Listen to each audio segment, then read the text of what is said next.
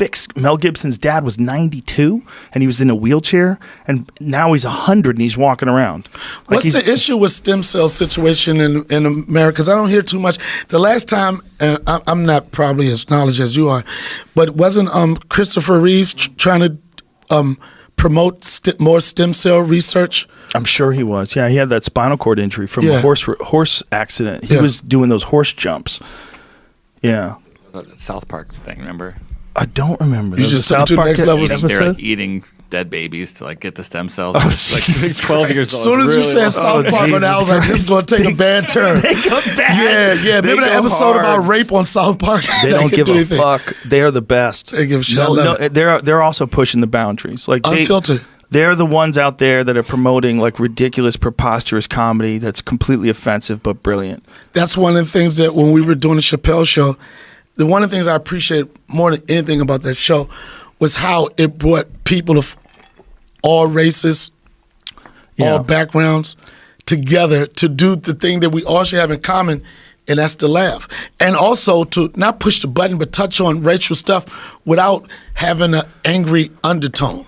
And that's what's so fucked up about America now. Whenever you talk about race, it feels like one side, somebody has to be tense. Yeah. You know what I'm saying? It's never like a comfortable state. It's never like, and I know things are intense, but we have to be able to laugh first. Once you get people to laugh, you can talk about whatever you want. And then even if a person is not in agreement or have the same thoughts, at the end of the day, you should be able to respect that person. And I think those same people should be able to share a laugh.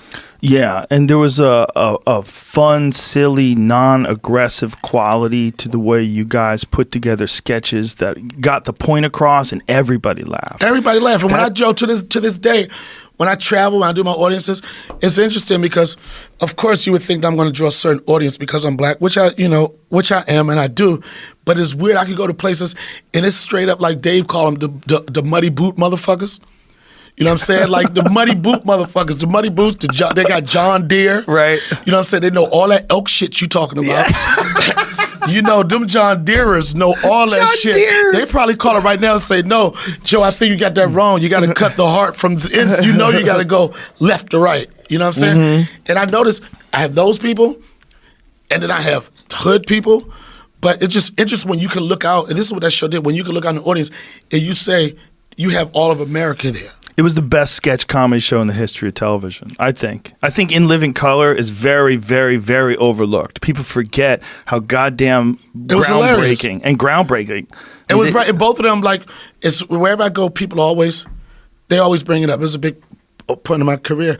But I was like, I don't know if it happens every 10 years, every 15 years, it comes a time where the audience wants something different. Yeah. They sick shit watered down. Yeah. Same way when In Living Color, same way when Def Comedy Jam came out. You know, you didn't see a lot of black stand-ups on TV, but they had this underground circuit that was bubbling, and it was the right time. When they pulled that, was the right time. In Living Color comes around, it's the right time. Yeah. The Dave Chappelle show comes around, it's the right time. The Richard Pryor show, even though that only lasted 3 or 4 episodes, it was the right time, and it caught on at the right time. Yeah. In terms of like groundbreaking sketch comedy shows, though, like that KKK bit where he had the Bruh, blind. Let me tell you something. Do you understand? In the history of sketch, nobody has premiered a sketch show and came off so hardcore the first night. As hard as it comes. When they ended that shit, when we asked why. Why, after all these years, would you so? It was like, because she's a nigger lover. I was like, that was one of them joints. I'm like, wake up everybody, no more sleeping in bed. I knew from that moment that this show was going to be on the next level of shows. Well, he was free. It was so many, when we did, funny thing, a lot of things I was a warm-up comedian for a Chappelle show. So whenever you saw a Chappelle show episode, and if you notice that whenever I came on screen, and I'm not being cocky, people would go nuts. They'd be like, oh shit, and the reason was because I was the guy that warned the audience before Dave came out. Oh, okay. So I knew if I go gut the room out at the beginning, nobody knew who I was or anything. If I ripped that at the beginning and then when they see me on the screen, it's gonna be big. Of course, yeah. And that show, man, it was just a lot of things happened on that show. People like the Rick James sketch. The day we played that during the wraparounds, man, that shit hit so hard. I was like, this shit is fucking Crazy. retarded. Crazy. Funny thing people don't know is that Comedy Central did not like that sketch. Comedy Central, that's funny.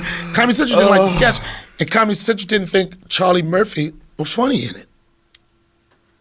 And we ran that shit just to let you know the direction people think. I watched that shit 6 times, and every time you heard Dave say, "I'm Rick James, bitch," it was guts, son. It was guts, son. Yo, what did the 5 fingers say to the face? Blow! When's the last time you had a sketch was getting kids suspended in school? Right. People was going to school to their teachers. What did 5 fingers say? Bah, I'm Rick James, bitch. All right, Tommy, you suspended for a week. You and Dave Chappelle go to the fucking timeout room. Is one of the most iconic sketches of all time. How wrong was Comedy Central? I mean, not just a little wrong. All the way wrong. All the way wrong. Like almost like suicidal. It was like, But then it goes to show, you know how you have a vision with something. You see it. Yeah. Everybody may not see it. Well, that's the problem with working with executives too, right? It's like their vision is different than your vision. They like to shape you in a certain way. And, and I know Dave ran into problems with them wanting them to change language so they could get more sponsors.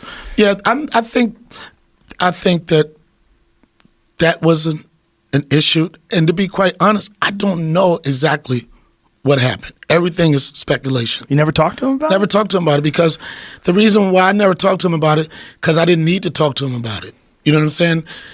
That show was great for me. It was a great platform for me.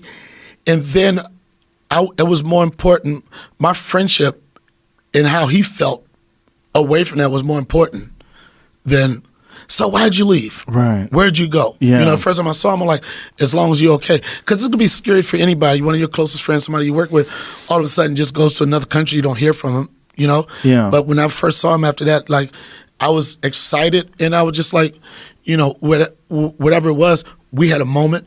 We made history, and people go on to do other things and just keep it moving. Well, but that show was really, people always say, Donnell, if it wasn't for the Chappelle Show, this and that, Chappelle Show gave me a platform for people to see what I've been doing for years. And you see talents in the club now. You see a motherfucker that's good as shit. But will they get the right platform for the world to see him? Yeah. You know what I'm saying? And that's kind of separate. You see one person go from one level to the next level. Who has the right platform to showcase their talent? And that show did that for me. And with that said, I gave that show everything. Every time I had a second on camera, every time, like if you look at 2.5 years on that show, if you had an editor break down how many times I spoke, it would probably be a total of 4 minutes. I'll get a word here, I get a phrase here, but I told myself, whenever they turn that motherfucking camera, I'm going for it. Like even if I'm not talking, I'm going to make my body so expressive that your eyeball draws to. I remember Neil told me one time, he said, because I always get a mic, because I'll come up with a line or something to throw in. And we were doing a Rick James sketch, and I didn't have a mic. I was like, yo, sound. And Neil said, you're not going to get a mic, bro. I said, I was like, I might say something. He was like, you're not going to say anything. I was like, fuck. So I told myself, when he smacks this motherfucker, because if you look at that scene, when he smacks him, I said, what the I was like a Washington Square Park mime. I pushed that. I said, what the fuck? I made my face. He didn't give me a mic, but I said, what the fuck with my face. And I always, as people always ask me about that show, and as be young actors and stuff like that, talk to me, what do you need to do? I was like, with anything, the best thing to do is figure out a way to get on a set. You get on a set, you do background, you learn, you get opportunities. You got to be around it. You got to get a skill set. But when it's time to show up, you got to show up. You have to show up. Motherfuckers talk a lot of shit. I want to do this out there. And then when they say action, Motherfuckers ain't ready to show up.